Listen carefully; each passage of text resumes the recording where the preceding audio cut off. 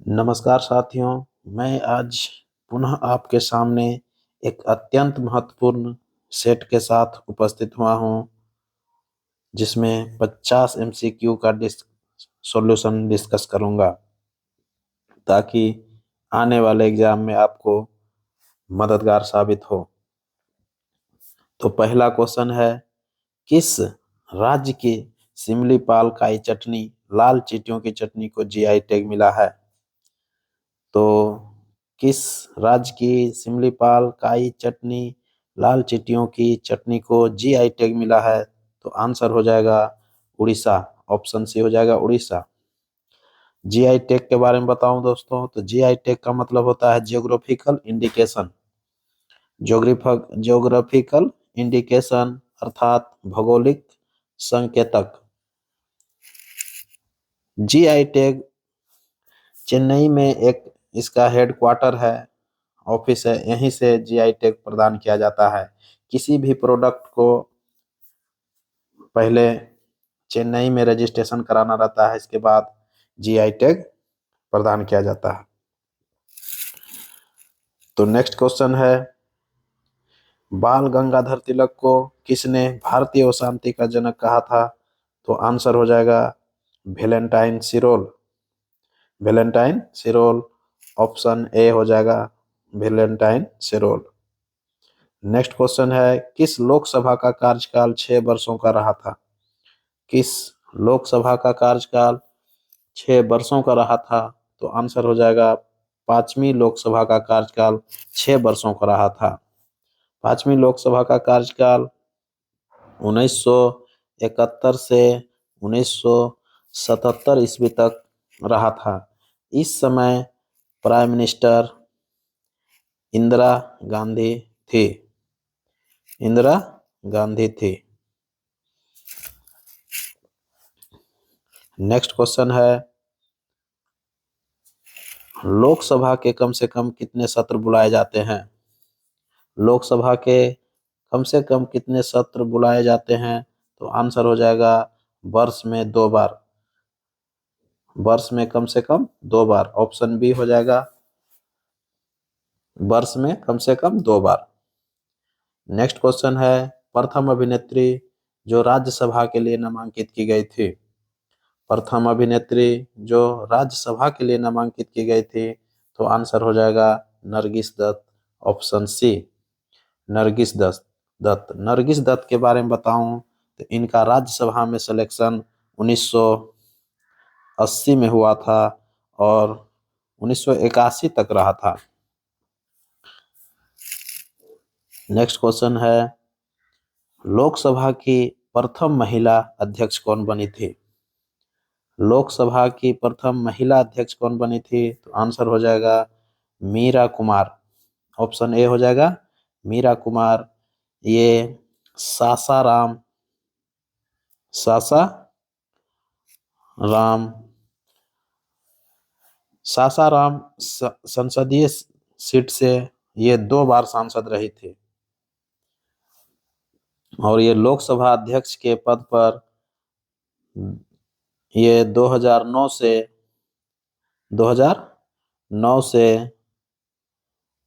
2014 तक रही थी।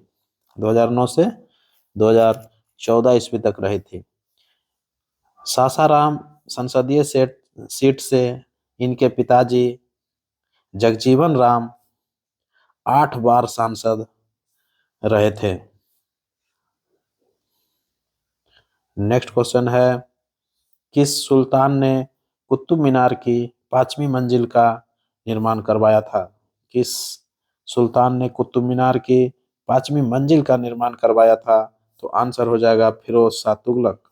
फिरोज शाह तुगलक, इसको शॉर्ट नेम में एफएसटी भी बोलते हैं, एफएसटी भी कहा जाता है।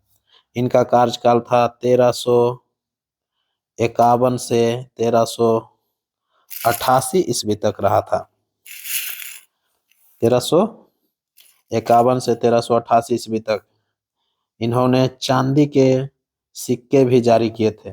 इन्होंने चांदी के सिक्के भी चलवाए थे। दिल्ली सल्तनत का इसे अकबर भी माना जाता है।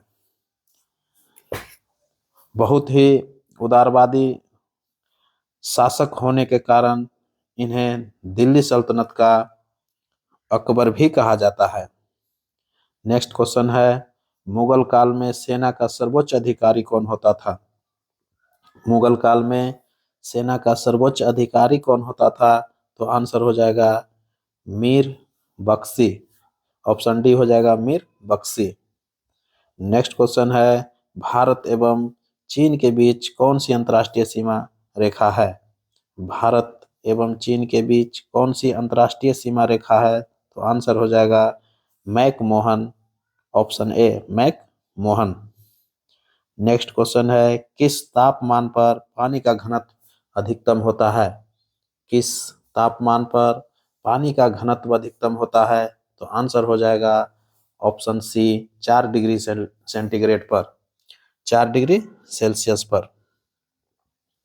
नेक्स्ट क्वेश्चन है, इसरो के किस सैटेलाइट को स्पेस एक्स का रॉकेट लॉन्च करेगा? स्पेस एक्स का रॉकेट लॉन्च करेगा, तो ये आंसर हो जाएगा GSAT-20। GSAT-20 अर्थात GSAT-N2, इसे GSAT-N2 भी कहा जाता है। ऑप्शन ए होगा, ये स्पेस एक्स एलन मस्क की कंपनी है।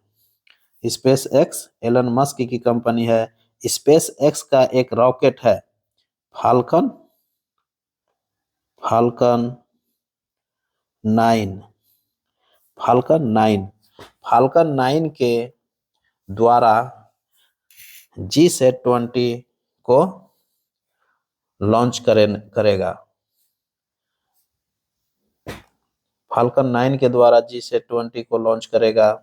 इसका रीजन, इसरो के ये भारतीय इतिहास में इसरो के लिए ये पहला ऐसा मौका है जबकि अपना सैटेलाइट किसी विदेशी कंपनी को लॉन्च करने के लिए दिया है।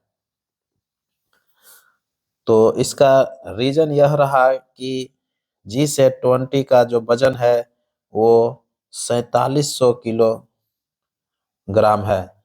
GSAT-20 का वजन जो है वो 47 किलोग्राम है, जबकि इसरो के पास 4000 किलोग्राम तक के ही रॉकेट को लॉन्च करने की क्षमता है।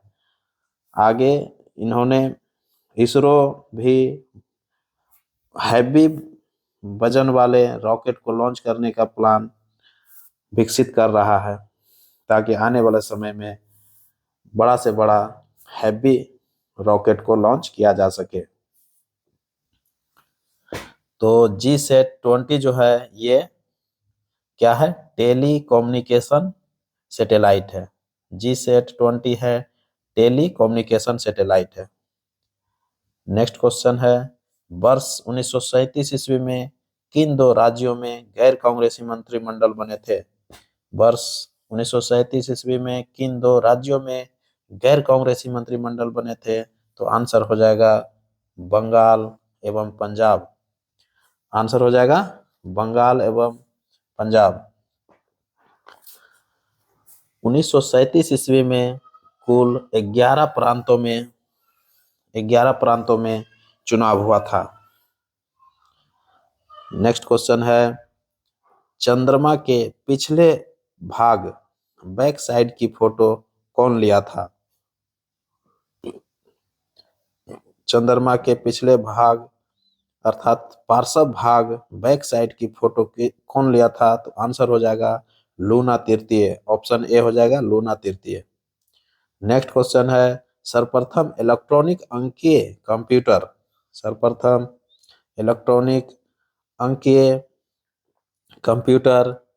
इलेक्ट्रॉनिक डिजिटल कंप्यूटर जिसका इस्तेमाल किया गया था, इसमें किसका इस्तेमाल किया गया था? इलेक्ट्रॉनिक डिजिटल कंप्यूटर में सर्वप्रथम किसका इस्तेमाल किया गया था? तो आंसर हो जाएगा भाल्व का। ऑप्शन बी हो जाएगा भाल्व। इसे वैक्यूम ट्यूब भी कहते हैं।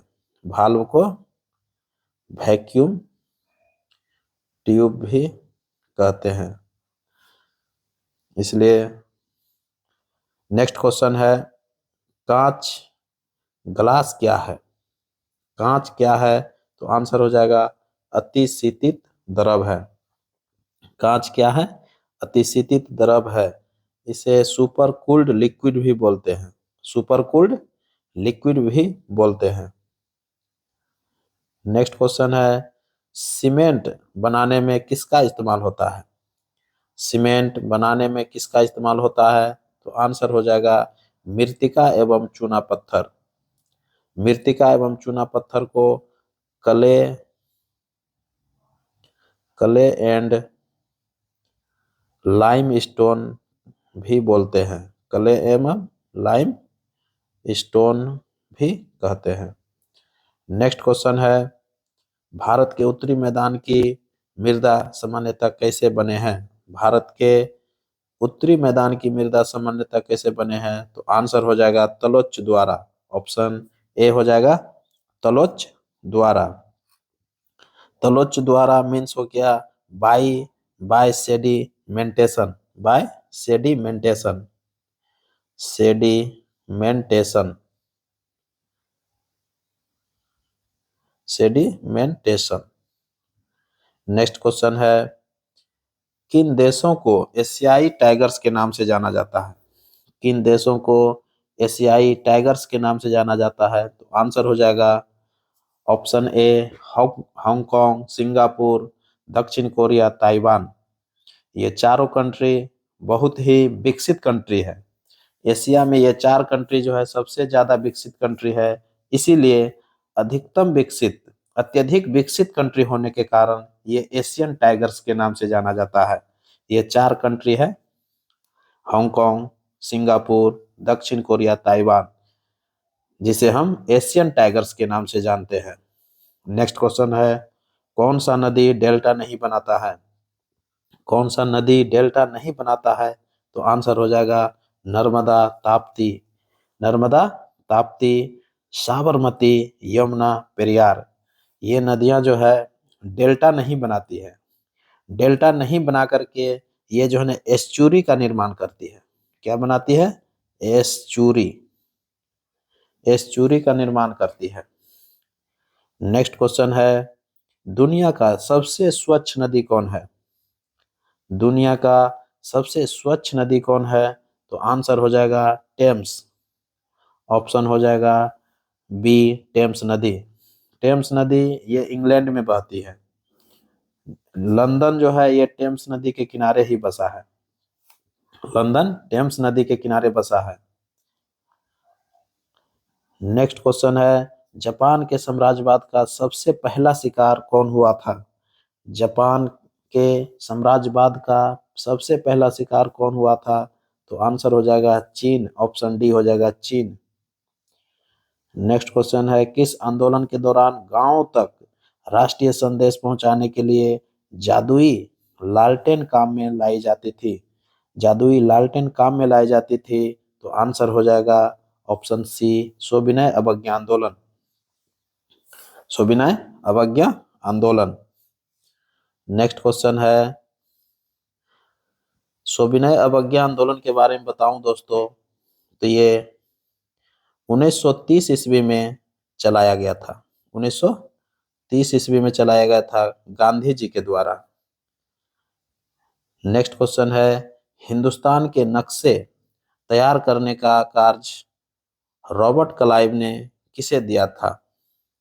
हिंदुस्तान के नक्शे तैयार करने का कार्य रॉबर्ट क्लाइव ने किसे दिया था? तो आंसर हो जाएगा जेम्स रेनेल। जेम्स रेनेल।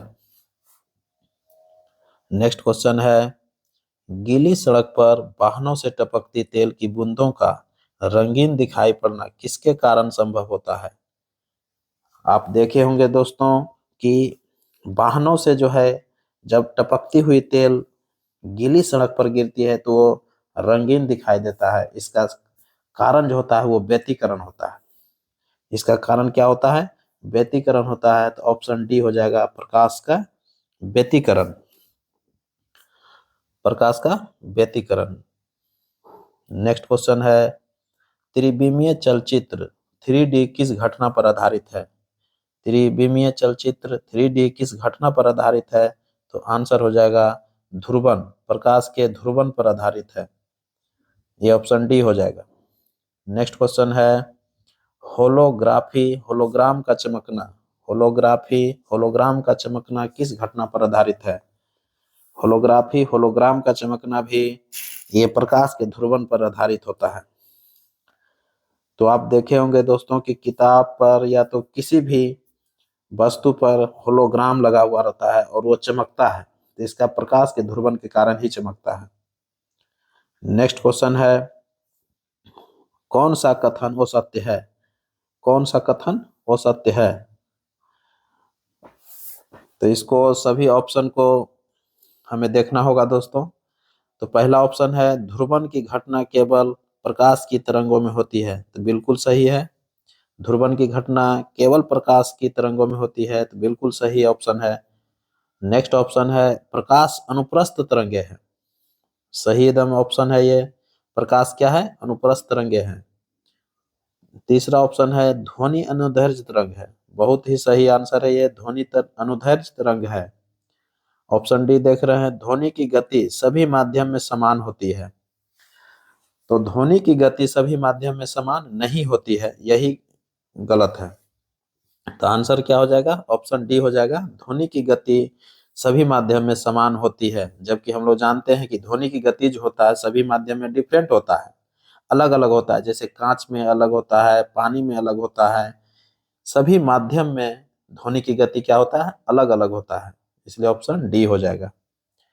नेक्स्ट क्वेश्चन है किसी भी व्यक्ति की आंखों के अंदर दाब मापने के लिए किसका प्रयोग किया जाता है? किसी भी व्यक्ति की आंखों के अंदर दाब मापने के लिए किसका प्रयोग किया जाता है? तो आंसर हो जाएगा tonometer, option D, tonometer. Next question है चक्रवात ग्रेबियल, चक्रवात ग्रेबियल के कहर के कारण किस देश ने राष्ट्रीय आपातकाल की घोषणा की है? तो ये न्यूजीलैंड कर दिया है दोस्तों, ऑप्शन बी हो जाएगा न्यूजीलैंड। नेक्स्ट क्वेश्चन है हाल ही में जय जय महाराष्ट्र मांझा को राजकीय गीत घोषित किया है। हाल ही में जय जय महाराष्ट्र मांझा को राजकीय गीत घोषित किया है, इसे गाने में कितना अवधि का समय लगता है? इसे गाने में 1 मिनट 41 सेकेंड का समय लगता है। इसे गाने में कितना समय लगता है? 1 मिनट 41 सेकेंड का लगता है। इसके बारे में बताऊं जय जय महाराष्ट्र मांझा के बारे में, तो ये इस गीत को स्वर जो दिया है वो साहिर साबले ने दिया है। स्वर किसने दिया है? साहिर साबले ने दिया है, जबकि इसे संगीत से जो सजाया है श्रीनिवास खले ने सजाया है। कौन सजाया है? श्रीनिवास खले ने सजाया है। और ये 19 फरवरी से आने वाले जो अभी 19 फरवरी जो है 19 फरवरी से ये आधिकारिक गीत हो जाएगा महाराष्ट्र का, राजकीय गीत हो जाएगा ये महाराष्ट्र का।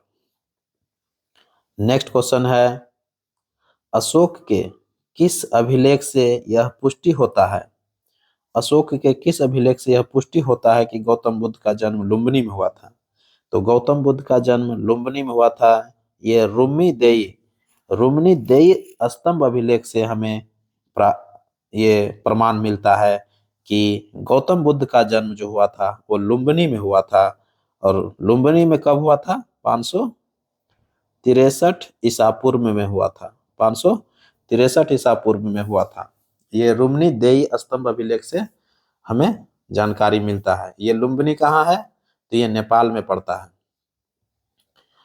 नेक्स्ट क्वेश्चन है किस शुंग शासक ने पाटलिपुत्र में स्थित कुक्कुट विहार को 3 बार नष्ट करवाने का प्रयत्न किया था? किस शुंग शासक ने पाटलिपुत्र में स्थित कुक्कुट विहार को 3 बार नष्ट करवाने का प्रयत्न किया था? तो आंसर हो जाएगा पुष्यमित्र शुंग, ऑप्शन सी हो जाएगा पुष्यमित्र शुंग। नेक्स्ट क्वेश्चन है, यूनानी लेखक जस्टिन ने किसे सेंड्रोकोट्स कहा था? बहुत ही हाईलाइटेड क्वेश्चन है दोस्तों। जितने भी सेट में क्वेश्चंस हैं सभी क्वेश्चंस बहुत बहुत इंपॉर्टेंट है, आने वाले एग्जाम में आपको मददगार साबित होगा। तो क्वेश्चन है, यूनानी लेखक जस्टिन ने किसे सेंड्रोकोट्स कहा था? तो आंसर हो जाएगा चंद्रगुप्त मौर्य। ऑप्शन ए हो जाएगा चंद्रगुप्त मौर्य। नेक्स्ट क्वेश्चन है, गुरु जल क्या है? नेक्स्ट क्वेश्चन है, गुरु जल क्या है? तो आंसर हो जाएगा oxygen plus heavy hydrogen. Oxygen plus heavy hydrogen. Next question है, किस क्षेत्र में प्रवाल भित्ति नहीं पाए जाते हैं? किस क्षेत्र में प्रवाल भित्ति नहीं पाए जाते हैं? तो आंसर हो जाएगा कैम्बे की खाड़ी में। ऑप्शन सी हो जाएगा कैम्बे की खाड़ी में। नेक्स्ट क्वेश्चन है, कौन सा कथन असत्य है? कौन सा कथन असत्य है? तो सभी कथन को हमको जांच करना होगा।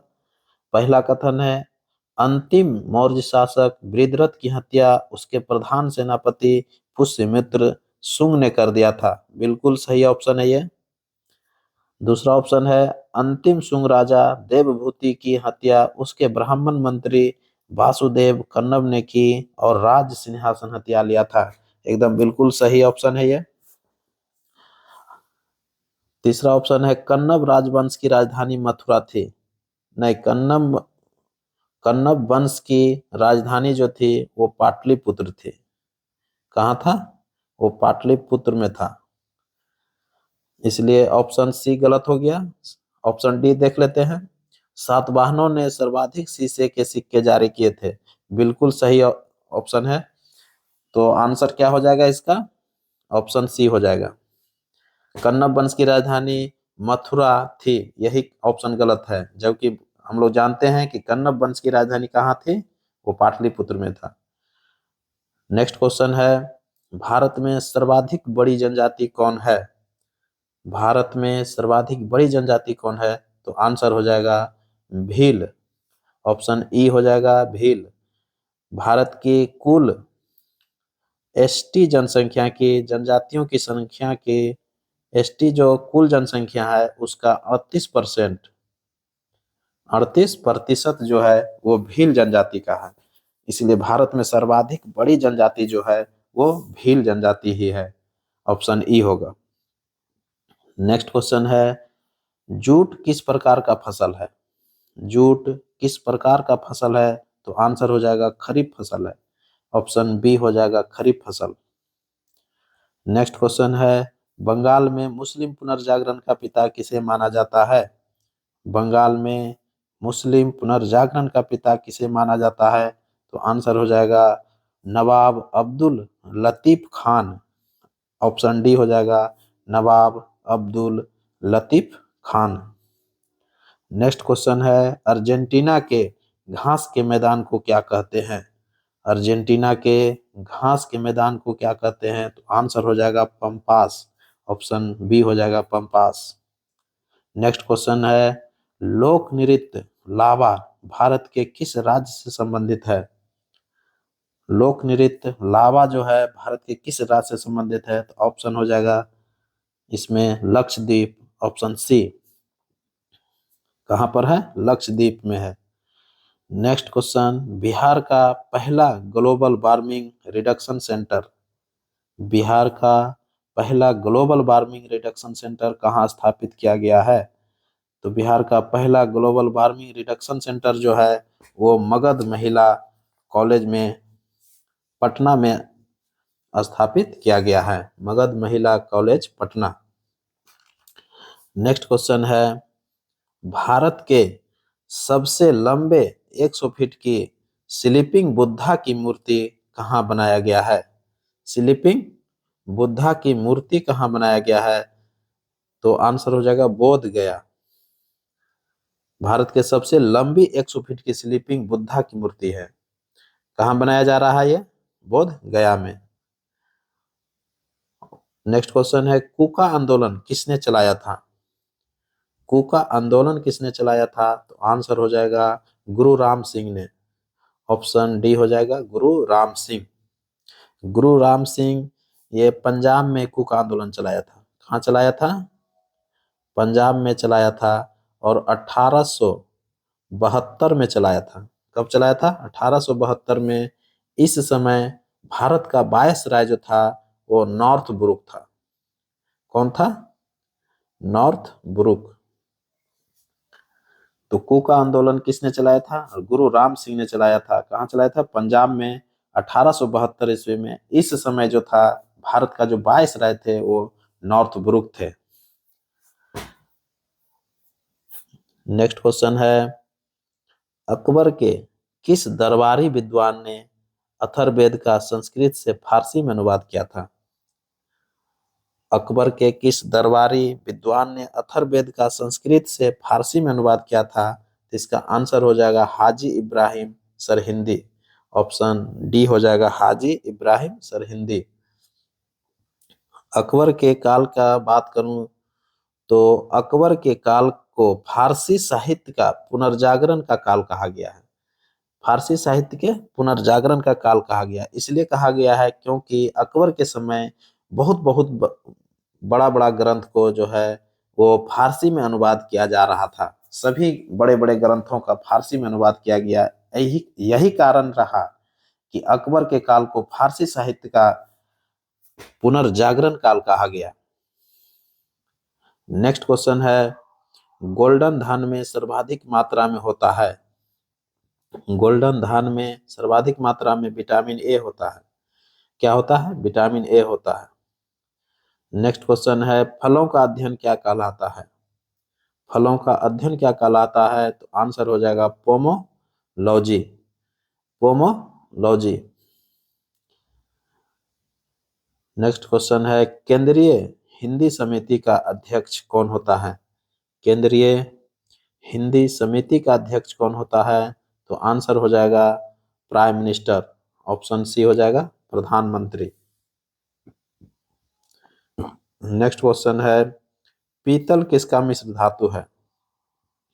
पीतल किसका मिश्र धातु है? तो आंसर हो जाएगा जिंक और कॉपर का। ऑप्शन सी हो जाएगा जिंक और कॉपर। जिंक और तांबा। क्या हो जाएगा?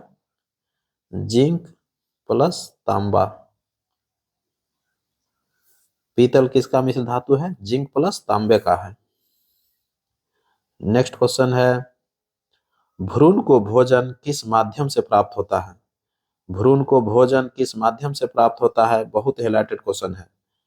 तो इसका आंसर हो जाएगा गर्भनाल द्वारा होता है। क्या किसके द्वारा होता है? गर्भनाल द्वारा होता है। इसी को गर्भनाल को ही प्लेसेंटा कहते हैं। क्या कहते हैं? प्लेसेंटा कहते हैं। तो कहीं कहीं प्लेसेंटा भी दे देगा, इसलिए ऑप्शन कंफ्यूज ना करें दोस्तों। तो इस सेट को अब समाप्त करने की हमें इजाजत दीजिए। इसी तरह एक नए पैटर्न सेट के साथ पुनः उपस्थित आपके साथ होऊंगा। तब तक के लिए हमें विदा दीजिए। नमस्कार। नमस्कार। जय हिंद।